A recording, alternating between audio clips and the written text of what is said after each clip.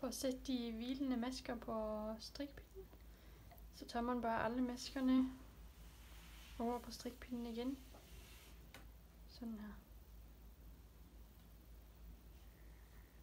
Og det gør man ved alle maskerne, og når maskerne er på pinden, så kan du trække tråden ud. For at samle masker op, så tager jeg min tråd her, og lader den hænge sådan et stykke. Og holder den med min højre hånd, og så bruger jeg min højre strikpind til at samle masker op i det her hjørne mellem de her masker og de masker, som man slår op til armegem. Plus de masker her. Så jeg tager min højre strikpind ned i det her hjørne og henter tråden og ud igen. Og på den måde så kommer der en maske her på pinden. Og det gør jeg også i de masker, som vi slog op tidligere. Og man skal gøre det så mange, som der nu står i opskriften. Det er den størrelse, man strikker. Plus en maske i hvert af de her hjørner. Sådan her. Og så strikker man videre på de masker, der har ligget til hvile. Sådan. Og så strikker man bare videre til en maske inden den første maske, man samlede op. Nu har jeg strikket indtil der er en maske før de her masker, som jeg samlede op. Og for at undgå hul her i siden, så skal man lave en indtagning med den sidste maske her og den første maske, man slår op. Og det gør jeg bare ved at strikke dem ret sammen. Sådan her. Strammer jeg lidt her. Og så vil jeg strikke en af de her masker, jeg samlet op, indtil jeg er på midten af de opsamlede masker, hvor jeg så vil sætte min maskemarkør. Så vil jeg strikke videre. Og så vil jeg igen lave en indtagning med den maske, der vil blive samlet op i hjørnet, med den første maske, der ligger til hvile. På samme måde som man i det værende hjørne, så vil man bare strikke dem ret sammen. Sådan her. Nu har jeg strikket arme så langt, som det står i opskriften, og jeg skal lave indtagninger. Og det gør jeg ved at strikke 2 masker sammen. Så i stedet for at strikke en maske ret, så strikker jeg begge maskerne.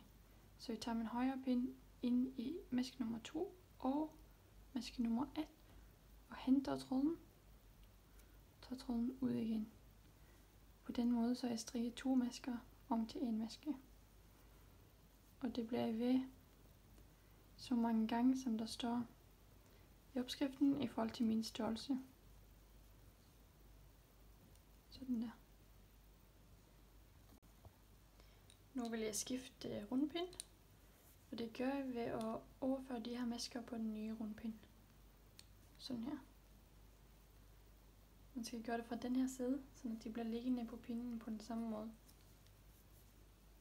Og det vil jeg bare gøre med alle maskerne. Og så vil jeg ligge på den nye pind.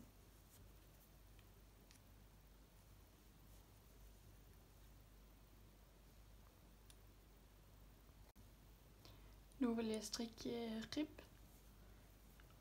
Og det gør man bare, ligesom man gjorde nede på kroppen. Og man starter fra omgangens begyndelse med at strikke en ret. Efterfulgt af en vrangmaske. Og en ret maske. Og en vrang. Og sådan bliver man bare ved hele omgangen. Og så i så mange omgange, som der nu står i opskriften. Nu har jeg strikket rib i så mange omgange, som det står. Jeg skal lukke masker af. Og jeg vil lukke masker af på samme måde, som man gjorde i bunden af den her rib. Nemlig ved at strikke maskerne efter ribbemønstre. Så jeg vil først strikke en maske ret. Derefter en maske vrang. Og så vil jeg tage min venstre strikpind og løfte den første maske over den anden maske. Sådan her. Og så vil jeg strikke en maske fat igen.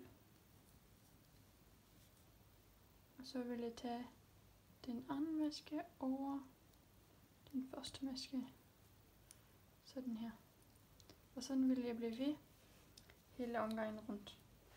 Og det kan være en idé at lave sådan lidt en magic loop, hvor man tager den her pinde igennem her, så når maskerne kan komme lidt tættere på hinanden herover. Og så lukke af videre med at strikke en maske og tage den første maske over den anden maske.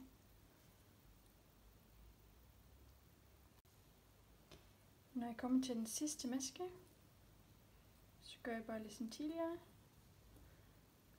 Og så tager jeg den sidste maske her. Og så bryder jeg garnet.